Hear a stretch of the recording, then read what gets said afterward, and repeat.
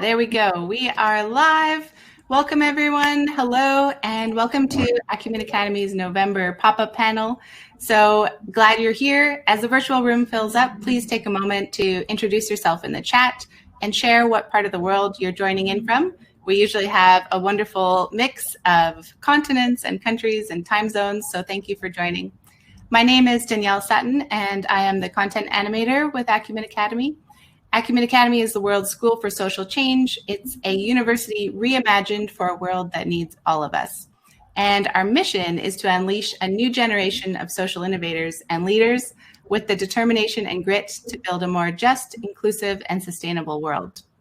We serve a community of social innovators and builders who are willing to embrace the challenge of solving the world's toughest problems. And today we have the pleasure of welcoming 2 for sure, and potentially 3 of these community members who all happen to be Acumen Fellows. And so we're really excited because you'll be hearing their personal stories about how they have taken the TED stage and hear how they prepared to speak on the TED stage, how storytelling has helped grow their impact, and their advice to help you do the same. So we're going to have a really fun backstage pass today. So a few housekeeping notes before we start. There will be a replay for everybody who registered, so you can watch your email for that later today, and you can catch up on anything you missed. And we'll also have time for a few questions at the end. So please feel free to type in your questions as we go into the chat box, and hopefully at the end we'll have time to cover a few of them. So I will introduce our panelists, but one moment, because let's see. Oh, just wanted to double check. We're missing one. I hope she can hop in at some point. But right now we have Doreen Kessy, who is for primary school aged learners in Africa. And we also are joined by Saah Hamid, who is a 2016 Acumen Pakistan Fellow. And Saad works in the skills development space and is also a community manager at Google. And he's organized a lot of TED events as well as been a speaker. So we have some great perspectives to share here today. And let's get started. Our first question, which is just to help us get to know you a little bit better. And that is, why have you chosen to do this work? And what is the impact you're hoping to make? And Saad, we'll start with you. Excellent. Thank you so much for the intro. Very excited to be here. We have an amazing audience, which I can see in the chat room right now, who's talking to us, and very excited to share my experience. So I work in the skills development space. I'm very lucky that in this space, I have been part of different organizations. Just like currently I'm working as a community manager at Google, but specifically on the skills development space. But at the same time, I've had the opportunity to launch some enterprises of my own, which were actually social enterprises focused on skill development. And I think I was chosen, the fellowship played a very important role in that realization that I am here to support other folks. And the best way I can do that is by helping others learn new skills, is by helping others, get mentorship, is by helping others know what their goals are. And that's, I think, that's why I think, I've been, chosen to do this work. And the impact that I hope to make in the next couple of years is that, I hope to touch, if not, millions, then thousands of lives through this aspiration that I have of knowledge transfer, of skill development through different areas that I'm engaged in. So yeah, I think that would be like a kind of a summarized way to go about sharing what I do and why I do what I do. Amazing. Thanks so much for sharing. Doreen, let's hear from you. And I think Noeline is here. We're just trying to get her into the room. So that's what I'm working on behind the scenes here. No worries. Thank you so much, Danielle. Thank you, everyone, for joining us today. Why I do this work is because I really want every child, every young person to achieve their potential. And I really believe that, if everyone is equipped with the right tools from a young age, from very early on, they'll be able to do that. So I guess from my personal experience, and which is really what drives me today. I grew up in rural Tanzania, and I went to very, under-resourced schools as a young child. And then later on, I got opportunities to go to really great schools. And I saw the difference that it made in my life, but also it became evident that there's a huge gap. So if you're born in a certain place and if you have low income or your parents can't afford good schools, then you're not going to get the best. And so I think what I'm really striving to achieve is to achieve justice for every child, to make sure that they get the education that they deserve. And I think everyone deserves top quality education so that they can get a good start in life and become successful. Wonderful. Thanks for the intros. We're still trying to get Noeline on, but in the meantime, and Noeline, you're here, but the video isn't on, so you can try hitting the hand on the left of the chat menu to speak, and we'll try and get you on that way. Otherwise, I did send you a link by email if you want to try coming into the room that way. And in the meantime, Saad, because you have a little bit of a dual perspective on event planning, or not just the planning, but TED in general and a TEDx event. You've organized, from what I understand, over the past 10 years, you've been organizing one of the TEDx events in Islamabad. Is that right? So I'd love to hear more about your perspective organizing, and also what do you look for in speakers when you're selecting how you're going to pull together the event? Excellent. Thank you for that question. Just to give a context, I'm a TEDx organizer myself, and I've been doing that for over more than 10 years. We're going to hit 11 years now soon. So it's something that me and my team, we've been doing for a very, very long time. And it's in my city, Islamabad. So TEDx Islamabad is something we've been doing for a very, very long time. And we have, till date, we were just doing a kind of a view count of the number of videos we have produced and the number of views that they have gotten. So they're close to more than 50 million views. So we have produced a lot of videos, and a lot of those videos have gone on to create a lot of impact locally, internationally. And just while reflecting on this question, I was just trying to come up with the perfect recipe for a TEDx talk, and what would that look like? And I'll tell you very honestly, it's very hard. There is no perfect recipe for the right kind of ingredients, that make up the perfect TEDx talk.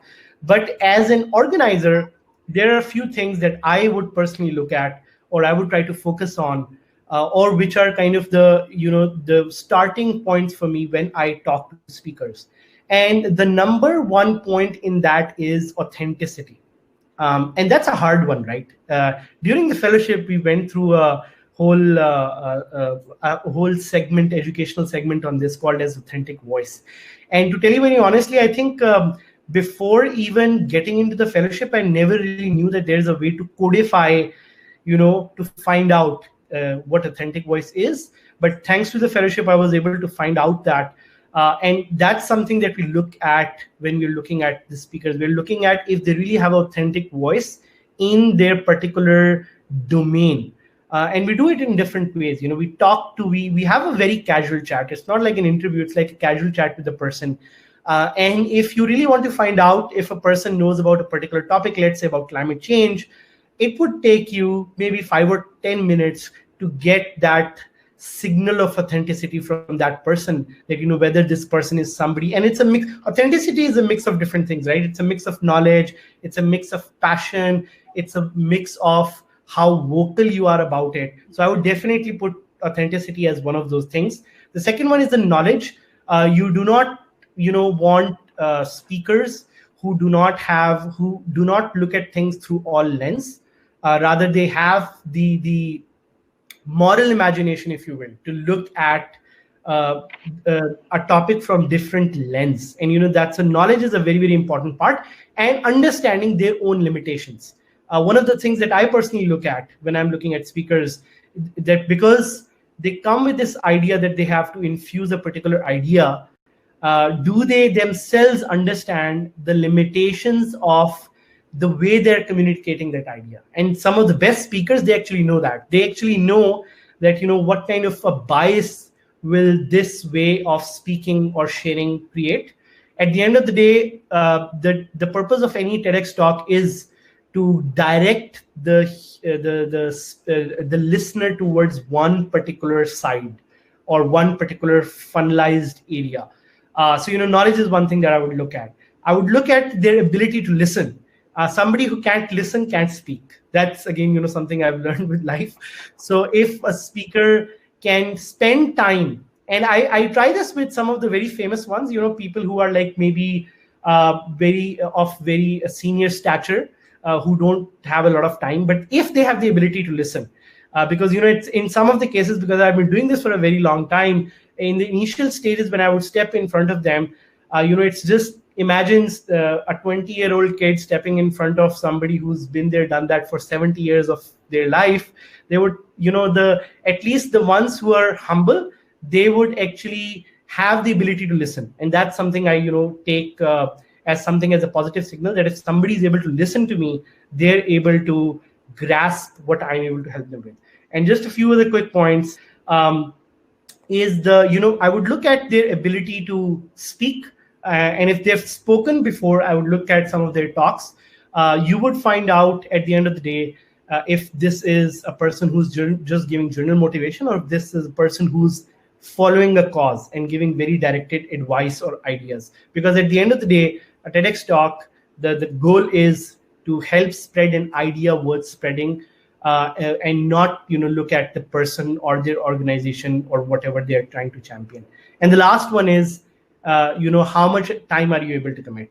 If you have a busy schedule, or if you say that you have a busy schedule and you won't be able to take the time out for this, then it means that you won't be able to do this. That's regardless of how busy you are, or what kind of a person you are. But if you commit to me, and that's something I've actually looked at, and I've dropped speakers just based on this, that if you're ready to practice at least 60 hours, that's what I look with my speakers at a bare minimum, then you are the sort of person who's going to put in the time. Because practice is what's required to build a TEDx talk. And then there are a lot of other points. I don't want to go into that because of the time, but these are some of the ingredients for a very good TEDx talk. That's great. That's the crash course presenter prep. I know you could probably do a full series of presentations about preparing. Good news, Noeline is here in the room, so thank you for joining us. Noeline is a 2018 Acumen East Africa Fellow and a family therapist by training and social entrepreneur by design. She is the founder and executive director of Kyusa, a nonprofit that addresses youth unemployment in Uganda's slums by empowering school dropouts to turn their passions into sustainable careers. So thank you so much for being here. We'll skip back and ask you our intro question, which is, why have you chosen to do this work, and what is the impact you're working on creating? And then we'll dig into your TED experience as well. Thank you, Danielle. Thank you for the patience.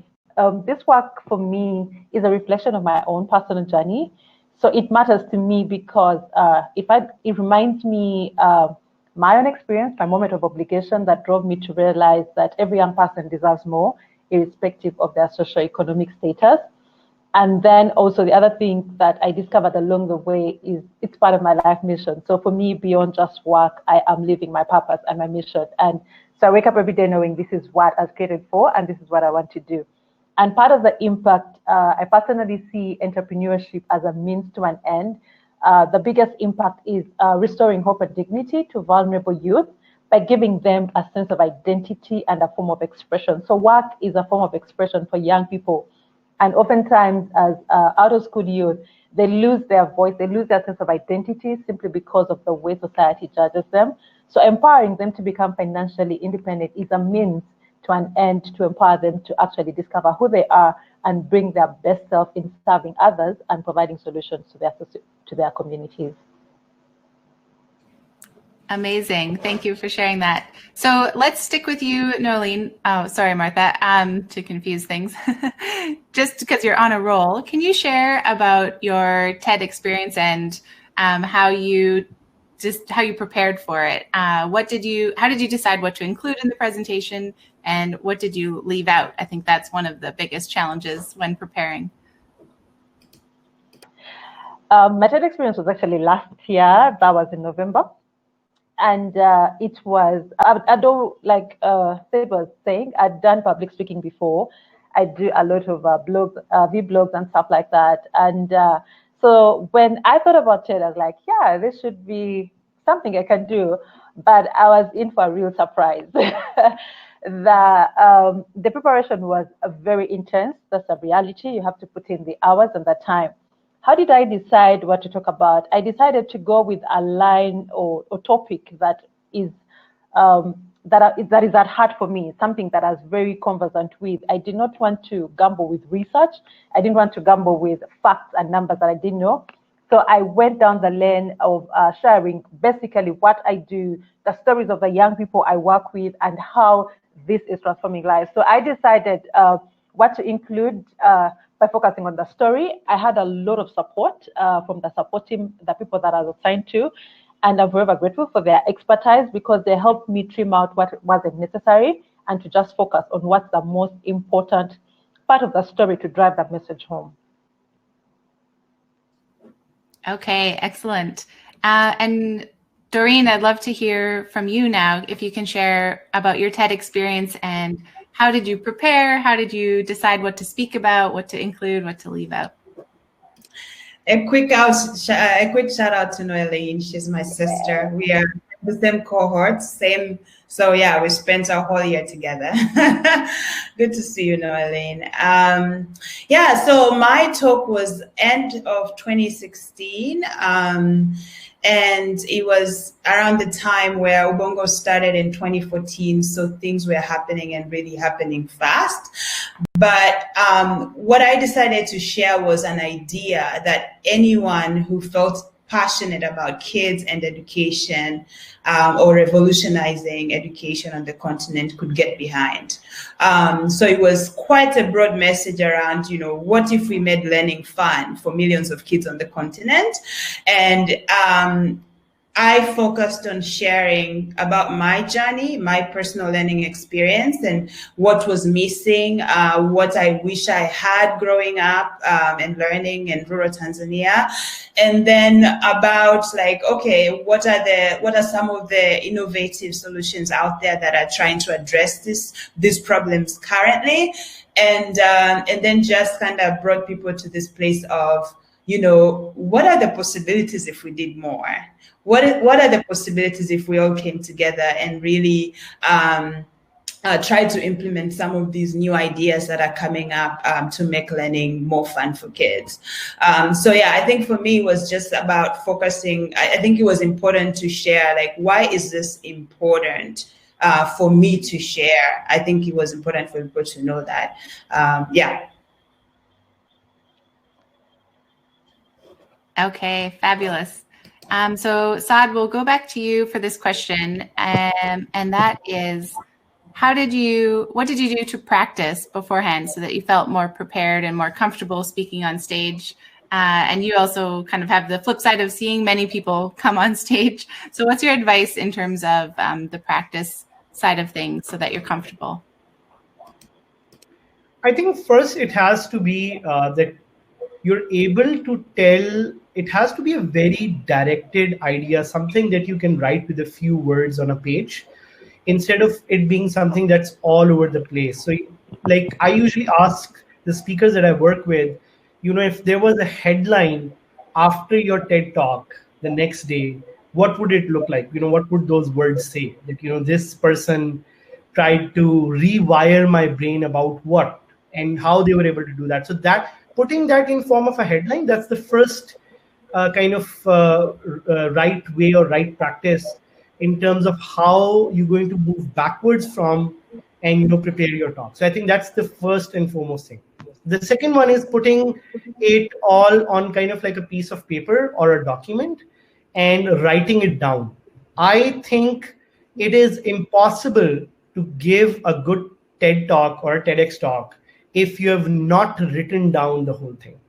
And like, you don't have to say it out loud later on word by word, but you need to have a very clear indication in your head, like, what is going to happen in this para. And the way I usually ask my speakers to write it down is that I tell them that if you have a 10-minute talk, there should be at least 8 to 10 paras, one para for every minute, and you should know where does it start and for how long does it go.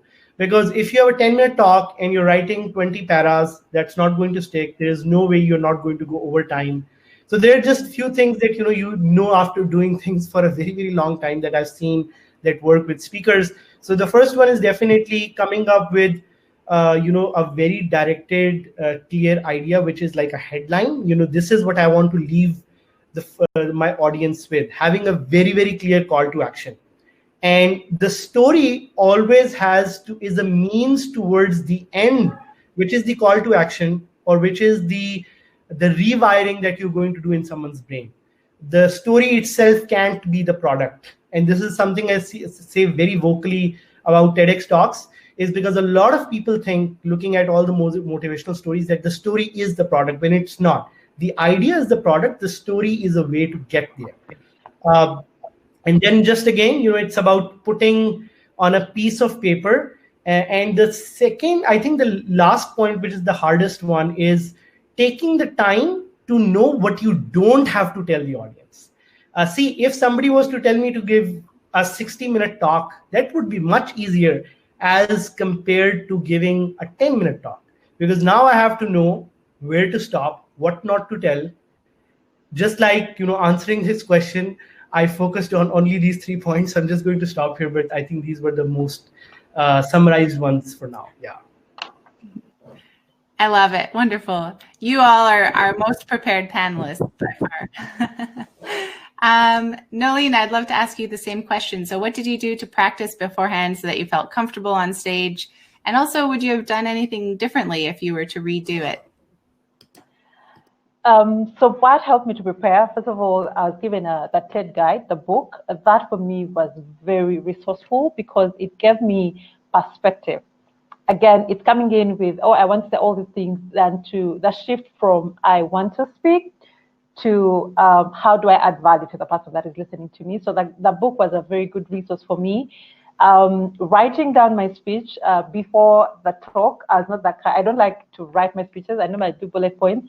This time I had to write it through, and that was kind of tedious for me at the start, but then I realized that it made it easier for me when I was making the final presentation. I did put in hours of practice, and possibly what I would have done better is put in more hours, because at some point after done the writing, I kind of felt like I knew it. And then towards the end, the pressure began to mount up, like, oh my God. So if I had to do anything differently, I would have put in more hours of practice right from the start instead of waiting until towards the end and putting in all these extra hours to perfect it. That's great advice. And I'm curious to ask, how many hours do you think you did prepare? Because Saah suggested 60 hours, I think, minimum.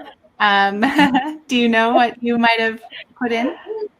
So I remember the whole preparation took a couple of months. Must have been maybe 6 months or so, or 4 months.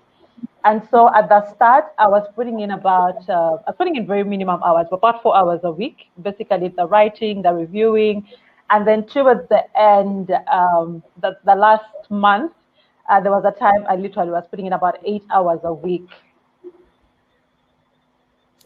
Significant time commitment for sure. Okay, thank you for sharing that. So next, Doreen will be coming to you to share what was the speaking technique or presentation technique that you used that you felt was the most successful, or that you were most proud of, or what did you do on the stage that you thought worked really, really well to get your point across?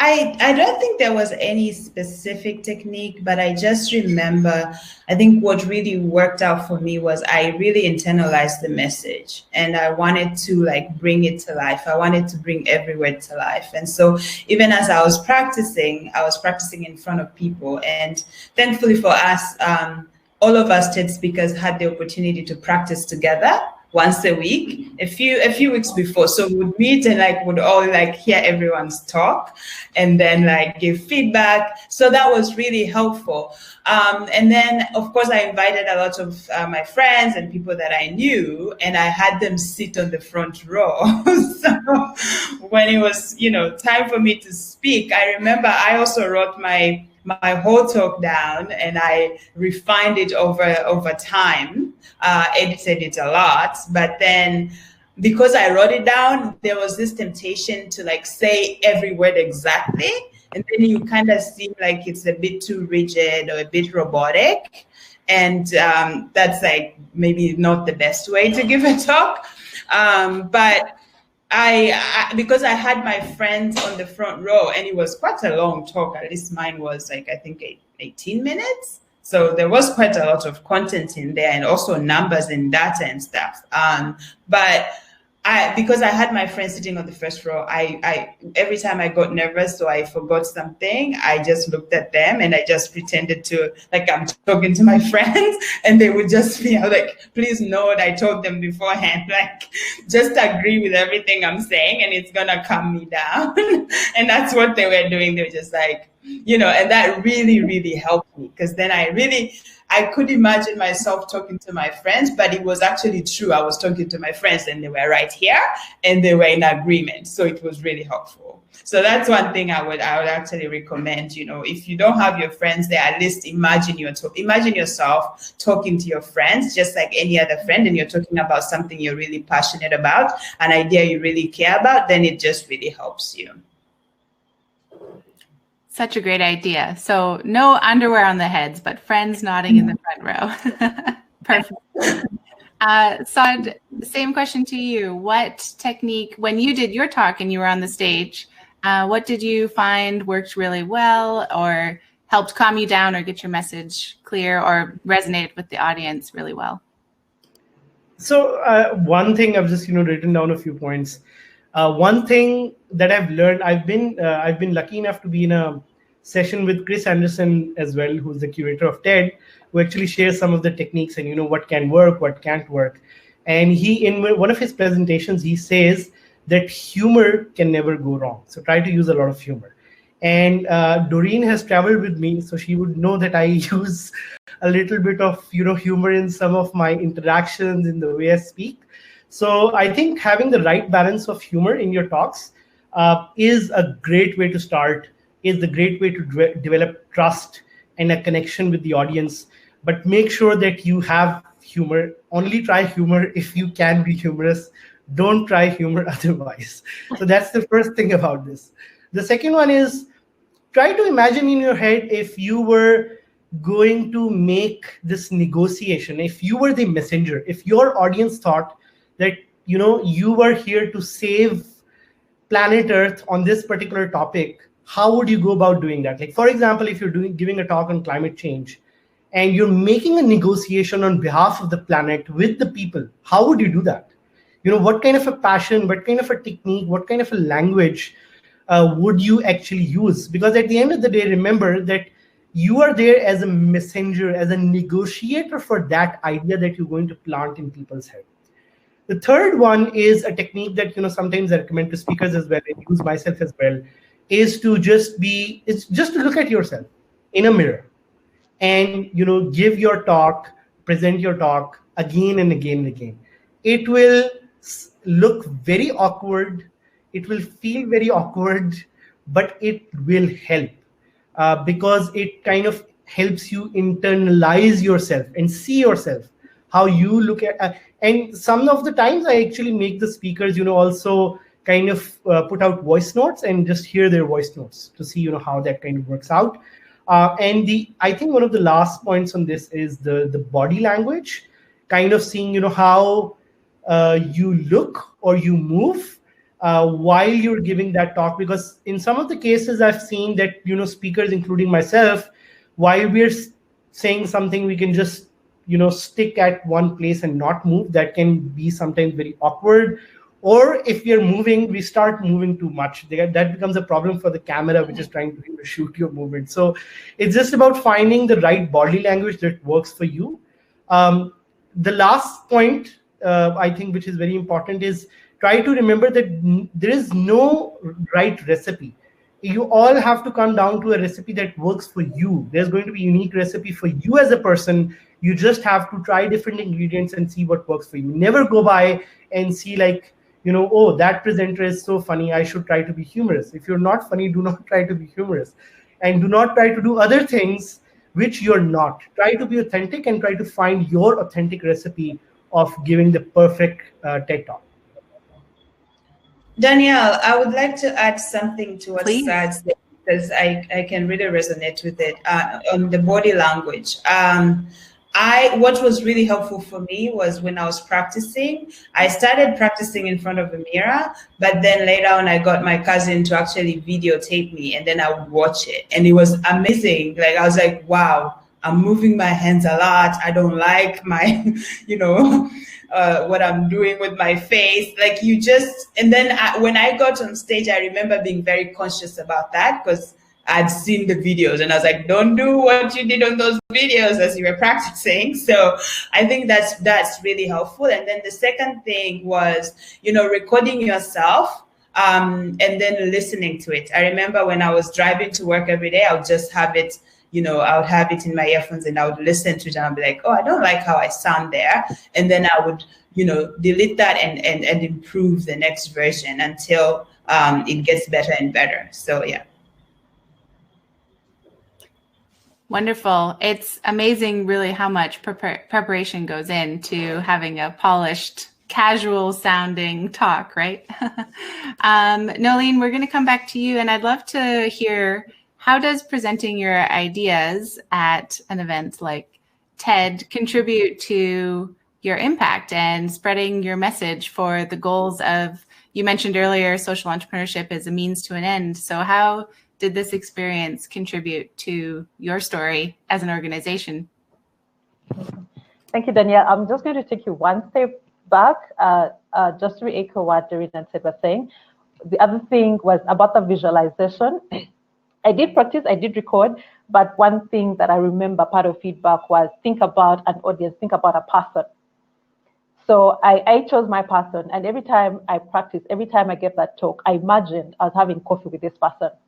It calmed my nerves. I was so calm, but then also the intonation of my voice. I was able to come to a natural voice because I wasn't trying to convince an audience. I was having a conversation with someone in my mind.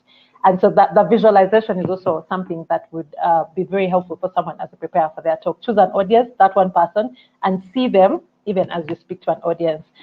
How this has impacted my work as a result of when the TED Talk came up, I must say that I was overwhelmed by the response. One, I did share it on my social media. I told guys, I'm going to give this TED Talk. And there was so much excitement. There was so much expectation. I didn't even know why. And so when the talk came out, I remember my page being flooded, like crazy flooded. And I thought, okay, it's going to last a day and it's going to wear up. No, it didn't. And then my LinkedIn, basically the talk gave me exposure. It's opened me to networks I would never probably have gotten into. It connected me to people. To this day, people get into my inbox and they're like, oh, I just saw your TED Talk and I like this, or I'd like us to talk about this. So the connections have been great, both for my professional growth as a person, also connections for the work that I do, collaborations and synergies. I've had different invitations coming in at different fronts because of that one exposure. So for me, stepping on that stage was a great exposure, and it opened great doors and great networks that to this day are actually continuing to grow.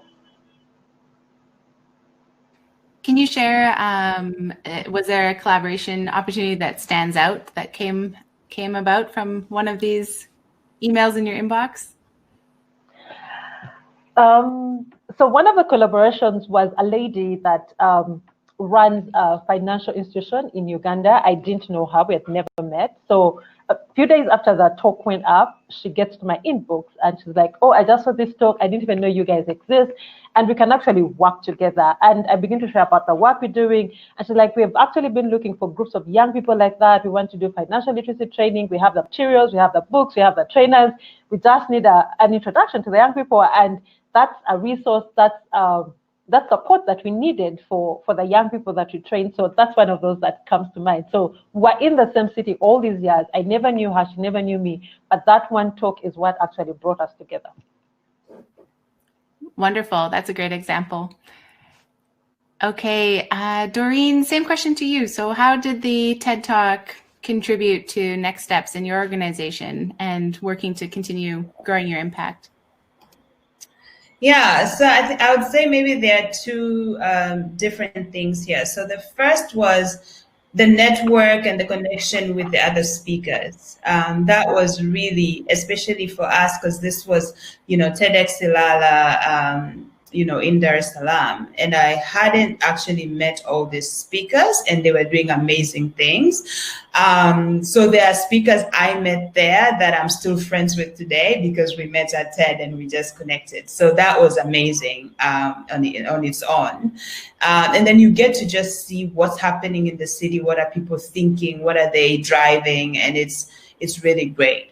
And then when the talk was posted, it really helped us in terms of people knew exactly what we stood for, also as an organization, but also as Doreen and what I was passionate about. So I just found a lot of people come to me and say, I've seen your talk. We need to talk about this, or let's work on this together, or I would like a meeting to discuss ABCD. So it was just nice to, where people, they know what I'm working on or what I stand for. And now they have seen the talk and want to collaborate further. So I really, it's been a while, and also it's it's more like a local chapter, but I can't really think of anything specific that has come out of it. But even to this day, there's still, I still meet people who say, I've seen your talk, it was great. I love what you're trying to drive. Yeah. Wonderful. And Saad, how about yourself from the point of view, whichever feels more relevant to share, but how has being involved in TED storytelling impacted your work? So I think I'll share more along the lines of how organizing this has helped the speakers who were part of our TEDx events. And we have had stories in the past 10 years that I believe were life-changing to me to just hear, all the way from people launching their organizations. I actually remember this is an Acumen Fellow who was a part of my first TEDx event, and Acumen had not launched. This is way back. This is 2010. Acumen had not launched in Pakistan, and Sarah gave a TEDx talk. And later on, we connected through this network, and she launched her organization. That's a very clear story that I remember. We have had people who have gone on to get funding because of the way they presented their talks. We have collaboration that have happened. In my own batch, we had Haya Iman Zahid, who was working in the Acumen batch, who was working with prisoners. And I discovered her story, and I said, hey, we need to put this story out there. And she, another fellow in 2016 or 16 actually, because that's when my fellowship was, they were featured on that. All the way from a person who's now our sitting finance minister, who spoke at one of our TEDx events. He had not launched his political ambitions.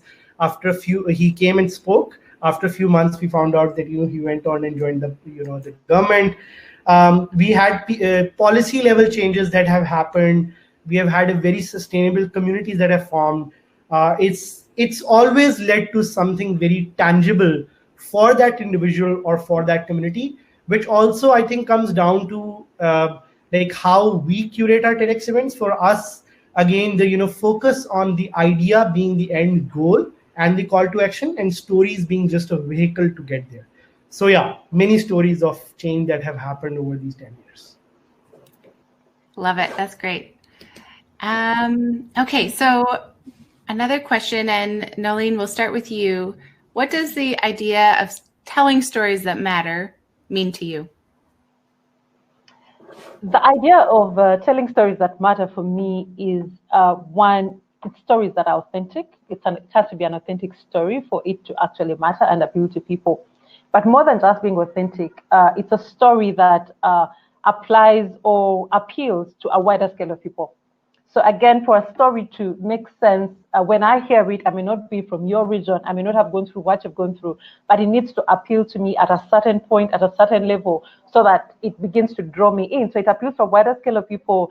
Number two, it has application for people who are moral to it. So the idea of so what, now that people have heard your story, what's the message? Like Ted was saying, it's not the story. What's the message? What's the moral? What's the application? What's the action point? What do you want us to do after we hear this story? So, and then the third thing for me is a story that adds value, that whoever hears a story in some way, they walk away having gained something, having learned something, having been inspired or motivated or challenged in one way or another. So it adds value, it has application, and it appeals to a wide scope of people. Excellent, thank you. Doreen, same question to you. What does the idea of telling stories that matter mean to you? Yeah, I think Noeline has covered a lot of it, and maybe I just want to address why that is really important. And I think for me is, when you have the opportunity to share your story, it sparks other stories as well. It sparks interest in other people to tell their own stories. And so you're building this collaborative effort around whatever it is you care about. And then you begin to identify, oh, wow, you care about it too, I care about it too. Let's come together and collaborate. So it really creates this driving force and mobilizes support, but also even further impact for whatever it is that you care about. So I think, even from my experience, what I learned is that you begin to identify other people who care about the same thing and then bring them along your journey so that you can do this together. Because at the end of the day, the point is, so what do we do about this? And there's no way one person can just do everything themselves. So bringing other people along and getting them excited, I think, is the point, so that we together can do it, right? Can achieve the impact we want to see. Yes, well said, for sure. Saad, what about you? What does telling stories that matter mean to you? And to follow up on that, I'll also ask you to share your top advice to people who are wanting to improve their storytelling skills. Okay, excellent. So I think just building on top of what everyone shared, I think for me the idea about telling stories that matter is that you can get people to take some action, and that action does not have to always be a collaboration or be something that they have to get involved in, but it's kind of something that leaves an impact on someone, that they feel that they need to do something. That doing can come in many ways. That doing can come in ways like, hey, this seems interesting, let me connect to this person so I can connect them to this person. That's it.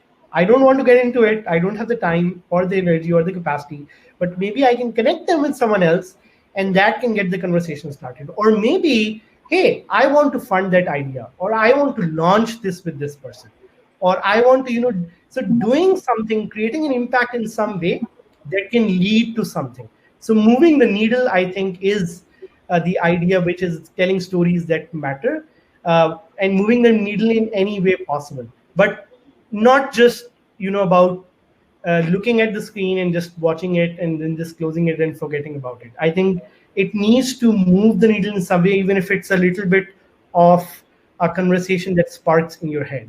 I think that's what the idea really is about. And in terms of my advice about storytelling, public speaking, I think it goes back to kind of summarizing some of the other points that I've said in the day. One is, try to pick one topic that you can, like I usually ask my speaker that, what is, if you had 10 minutes to justify yourself or ask for a cause in your whole life, what would that idea be? And it just gets them really thinking, because now you don't have like your whole life to talk about things. You're trying to be the master negotiator here for one idea or for one thing, right? What is it going to be? And that, I think that's one of the advices, that start with that one idea. What are you going to negotiate for, or what are you going to speak for, or what are you going to stand up for? And start with that, and then start putting all the pieces around that, whether it's your life story, whether it's something that's going on in the world, and then the usual things that I've mentioned before, like you should write it down, you should practice as much as possible. Usually the hardest part in my experience is finding that idea worth spreading. And the most interesting thing in my case that I've discovered is that usually the speakers would not even know their idea worth spreading. It's something that it sometimes feels like magic, that you have to pull it out of thin air, and you have to connect it to a speaker, and you tell that speaker, hey, this is your idea worth spreading. It kind of works. So I think that's the difficult part. It's about finding that idea worth spreading that is unique, that is not, the same, because there are a lot of TEDx talks which have been produced before, which are on the same topic. Then how are you adding value to something? So if you really, really think about that. So I think if you start with that, if the only advice I could give right now is about finding your idea worth spreading, that would be the advice, that, really think about what is that one cause, one topic that you would like to stand up for and negotiate for. Great advice. Noeline, what is your top advice to someone who wants to use storytelling to spread their idea that matters, or improve their public speaking in general, or both? Said has said a lot of it. What I'd add is build a culture of practice. So sometimes I do come across people and say, oh, I would like to do a TED talk, and they're waiting for that one big moment.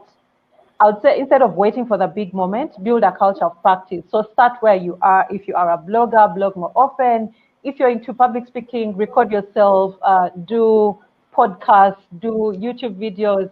All that practice adds up eventually. It's much lighter if somebody has done some level of public speaking before, you've been on some stages, that tension is going to be less. Of course, there's a tension that comes with a TED stage, but I would say build a culture of practice, because then when that moment comes, you'll just you'll just sharpen your skills, and you'll be ready to go. And of course, that is coupled with the fact that you need to master a topic, find a niche, that one area that you want to speak about, and just read, research, practice, and begin to build momentum way ahead of time. So for me, that would be the advice I would give to anyone that wants to grow in the area of storytelling and public speaking. Great advice. And Doreen, you get the last word on this question, and then we will open it up to questions from the chat as well. So what's your top advice?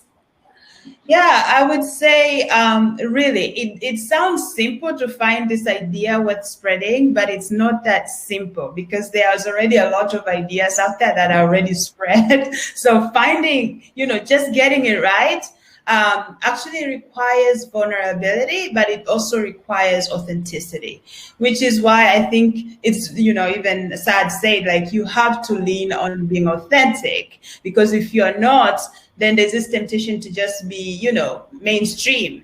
And you're not really like going deep. You're not going deeper. And it's really important to just go deep and feel it as well. So I would say, find something that will outlive the times. A big idea that you will, continue to work on, or you really feel passionate about, but it's new, it's innovative, it's exciting, or just like you've maybe refreshed it, but it has to be something that is not just what everybody else is doing out there. But also I would say, make sure that you feel it.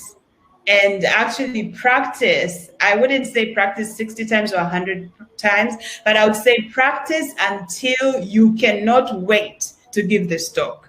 Like you are like, oh my God, I can't wait for that day to come so I can give this talk because I'm so excited and I'm so ready. Like that's when you know, okay, I'm good. Like when you can't wait for that day to come. It takes a lot to get there, but it's possible. Yeah.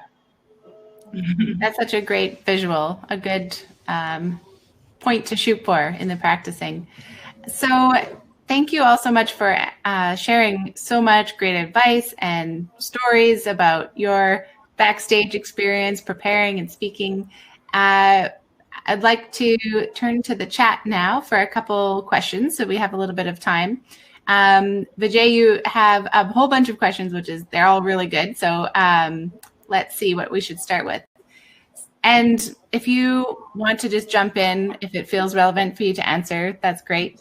So one question is, if you were to break down a story into parts, let's say context, data, emotional hook, how would you go about breaking it out? Or how do you know what to start with?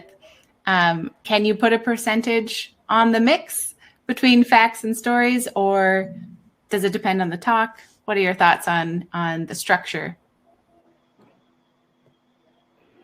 I could start with this, just to answer. So I think there is no template to this. This is for sure, because I've tried that template model with a few speakers, and it just, in the end product is like a kind of a very monotone kind of a talk that looks very similar. So you have to see, and as I said before, right? Like you have to see what are some of the parts that you don't have to, speak about or share or even mention.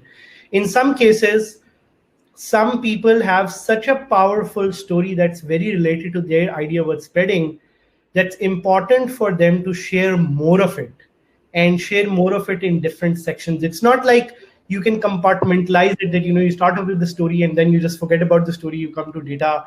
It's not a PowerPoint presentation or a board meeting. It is a very serious TED talk that is being given to, to change someone's mind. So my point on that is that do not approach this problem by compartmentalizing it in different sections, because then you would come up with a very PowerPoint kind of a presentation, which is not that impactful. The impact is that recipe that you create, in which you say that, oh, for this speaker, I'm going to have 30% story, 30% data, and 30% of their, let's say, idea. But for this speaker, it's going to be 50 or 60% of their story, because the story is so powerful, no data and the idea. So coming up with that right recipe is important. And obviously, if you're doing it for yourself, you have to get your feedback from your friends or from the people who listen to your story, which actually is a very, very good, kind of a way to go about it, like Doreen was mentioning as well. And they would tell you that, in your story, don't do this or do this. Like in some of my talks, I have this ability to use humor sometimes, and then people said, oh, it's good, try to use more of it. So I started using that in some of my talks, and it's just about let people tell you what to add, what not to add, and don't always just judge by yourself, because remember that the talk is not for you, it's for the audience. Yes, feedback can go a long way, right? Anything to add on that question, or we can move to another question?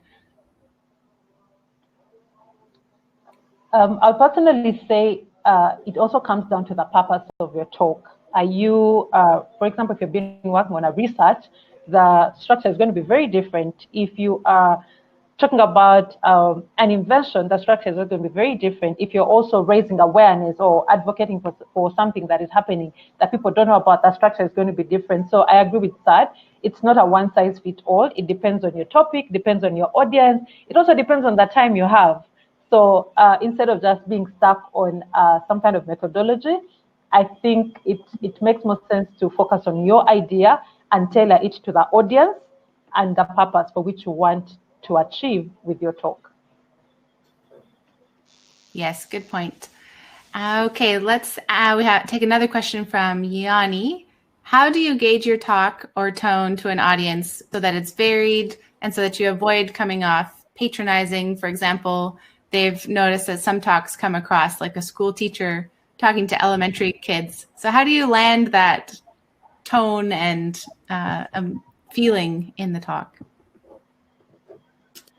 I would say that can be tricky for you to figure out on your own. I think, that's why you need a lot of feedback, not just from one person, but from a lot of different people from different experiences and backgrounds. So you can see how are they receiving it. So at least for me, I used to practice in front of the whole office. So much pressure. But I did it, and I would get, feedback from my colleagues, but then I would come home and I would practice in front of my family. So then you get to hear everyone's opinion about what you need to improve on. But I think I don't have any formula. I think you just need to take the feedback and integrate it, because it depends on what you're talking about and who, how you are talking about it. And yeah, I think that the feedback there will be very specific. Yes, for sure.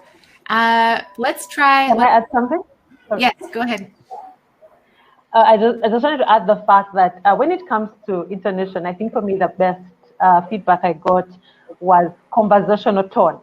How do you speak when you're talking to a friend? How do you speak when you're talking to your family? Because oftentimes when you get onto a stage, there's that pressure that then gives you a very artificial voice, which comes out very, it's not authentic. Like, it irritates people, just the fact that you're not sounding you. So I think a key thing to remember is to use a conversational tone, the way you would talk to a friend or to a peer. And then the other thing that has worked for me is recording myself, but not just the video. I do the video for the expression, but what I like to do is to play the audio from a distance. And sometimes I distract myself and try to do something, and I'm trying to figure out if I was listening, is that the kind of voice that would catch my attention? Would I stop and be like, what is she saying? So also listening to yourself without the facial expression can give you a feel of the energy that your voice is putting across. These are such good techniques and tips. Thank you for sharing. Let's end with one last question. We have one from Robert, which touches on feeling anxious actually after a talk. But I'd like to ask more generally too, how do you manage the nerves right before you step on stage and then also after? So how do you kind of regulate your emotions? And also I know personally from speaking in the past, sometimes you see your hand starting to shake or your foot starting to shake and you think, oh no, how do I stop that? I'm on the stage. So what's your tips for those moments?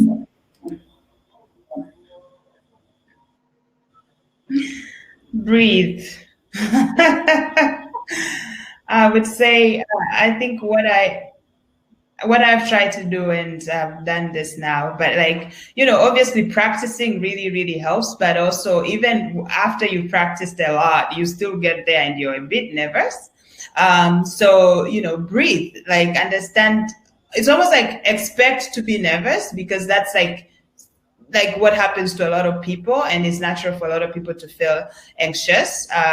So expect it, so that way when you're feeling anxious, you're like, okay, this is something I saw coming. Now I just need to breathe and make sure that, I do this. I can do this. I know everything. I have practiced a lot.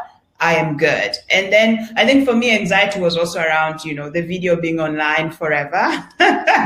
And if I mess that up, how will I live with myself? It's like how, this video is online now. So I think some of that anxiety is there, but, you just have to tell yourself, I can do this. I know what I'm talking about, and I've practiced, and breathe. And do yoga beforehand. Just quickly adding a point of that, I think it's a different mechanism that works for different people. Even I've been speaking on stage for quite a lot, a lot of in the past couple of years. Even then, I don't have a perfect answer to this. But usually, if I'm feeling nervous and I'm on the stage, I just usually say it out loud that, hey, so I hope this goes well. I'm feeling a little nervous. It just kind of, I'm trying to vocalize to my brain that, chill out, just try to, address the elephant in the room. I try to use humor sometimes. It again works. So, that's one way to go about it. But I think it's just about, and you can always, so one of the things I tell my speakers is, well, you don't have to just step in and, start with the talk right away. You can feel the room. You can just breathe, and you don't have to start at all. Just go stay there for a bit, look at the room, look at people. And I know one of my speakers who did this. She stepped on the stage, and she just stepped there for at least 2 minutes after she started talking. Like, she was trying to get a breather. She was trying to get a sense of the room, trying to find eye contact with people that she's familiar with. And, and eventually when she was ready, let the talk come to you. Don't just go there and, start talking. So that would be maybe a good way to go about it. The one thing I would add is, like Sad was saying, is what I like to say, know your power posture. What's that position that makes you come alive, that makes you feel in control? And it's different for all of us. For example, personally, what I do when I'm really nervous is I just stop and smile. That calms my nerves. And the thing about smiling is that the audience is going to smile back. It's going to warm up to you. And that helps me feel comfortable. So again, smiling may not work for you, but find that one thing that gives you the composure, that gives you the confidence, that brings you back into that place of I am in control and I know this, I know what I want to talk about, and then you just pick it up after that. Wonderful. I think that's a perfect place to close the panel because we're at the hour and I know it's late for some of you in the evening. So thank you so much again for sharing all of your wisdom and ideas. And for everybody in the chat or who's watching the replay, I will send out more information about our 3 lovely panelists so that you can go and watch their TED Talks and learn more about their work. And all the best to anybody listening who might be preparing for their own talk or working on focusing down their idea that they want to spread in the world. So thank you all for being here, and we look forward to seeing you at the next event with Acumen Academy. Thank you for having us. Thank you, Danielle. Thanks. Bye. Thank you. Take care, folks. Bye. Bye.